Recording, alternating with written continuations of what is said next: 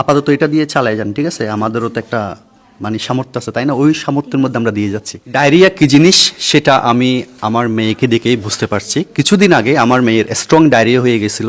So আপনারা অনেকেই জানেন আমার মেয়েটা দীর্ঘ 5 দিন হসপিটালের বেডে কী পরিমাণ কষ্ট করছে সেটা আমি জানি।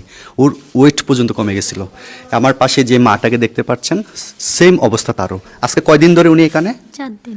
1 কাপ রং চা খাওয়ার পর তার অবস্থা খুব খারাপ হয়ে গেছিলো। এটা হয়তো বা ফুড পয়জনিং হতে পারে। এখন শীতকাল, এই শীতকালে ডায়রিয়ার প্রকোপ অনেক বেশি হয়, কারণ রাস্তাঘাটে যে ওয়েদার, ধুলাবালি পরিবেশ একদমই ভালো না, যে কারণে হুটহাট করে এখন যে কোনো কারণে ডায়রিয়া হতে পারে। ইনি তো আপনাদের মা না? আপনারা কয় বোন? 3 বোন। 3 বোন না? আপনারা কি করেন? আমরা জব করি। জব করেন। এই যে এই 4 দিনে স্লাইন চলছে কয়টা টোটাল? 20টার উপর হবে। 20টা? জি। 4 দিনে 20টা স্যালাইন, মানে 20,000 স্যালাইন অলরেডি শেষ হয়ে গেছে। দেখেন এখনও রানিং, এবং এদিকে দেখেন আরও 3টা স্যালাইন এখনও মজুদ আছে। তার মানে ওনার অবস্থা আগের থেকে একটু স্টেবল, মানে পুরাপুরি যে উনি সুস্থ হয়েছে এটা বলতে পারবে না। মেবি আরও 3-4 দিন লাগবে হয়তো বা রিকভার হইতে।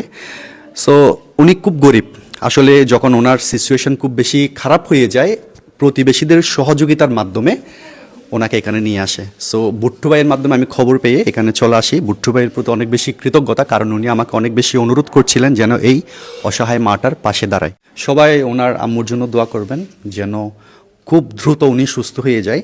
আর চলতি পথে বিশেষ করে এই যে শীতকালের যে ওয়েদারটা অনেক বেশি একটু ঝুঁকিপূর্ণ, বিশেষ করে এখন আবহাওয়া অনেক বেশি ড্রাই থাকে, ধুলাবালি অনেক বেশি উড়ে বাতাসে।